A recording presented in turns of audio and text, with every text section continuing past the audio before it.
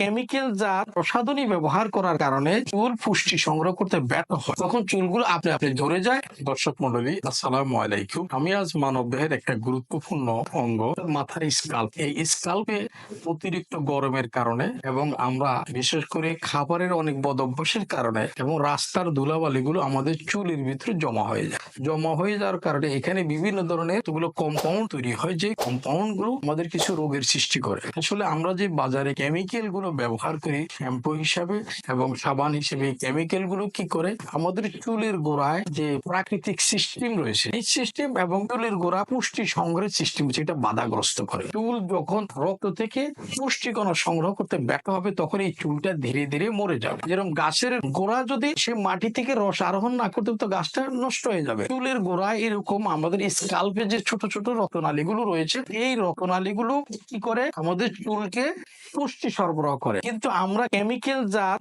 প্রসাধনী ব্যবহার করার কারণে এই চুল পুষ্টি সংগ্রহ করতে ব্যর্থ হয়, তখন চুলগুলো আপনি আপনি ঝরে যায় এবং এখানে কিছু ফাঙ্গাল ইনফেকশন দেখা দেয়। এখানে বিভিন্ন ধরনের খুশকি উঠে এবং এখানে নানাবিধ রোগ আসে। এই রোগগুলো দূর করার ক্ষেত্রে আমরা যে কেমিক্যাল পদ্ধতিটা ব্যবহার করি, যেটা ক্ষতিকারক, আমরা আপনাদেরকে বলবো চোপনাট পাউডার, যেটা শিকাকাই এবং চোপনাট পাউডার দিয়ে তৈরি। এটা চুলের গোড়াকে মজবুত করবে এবং চুল যাতে প্রাকৃতিক উপায়ে রক্ত থেকে পুষ্টি সরবরাহ করতে পারবে এর ব্যবস্থা করবে। চুল সিল্কি করবে, চুলের গোড়া শক্ত করবে।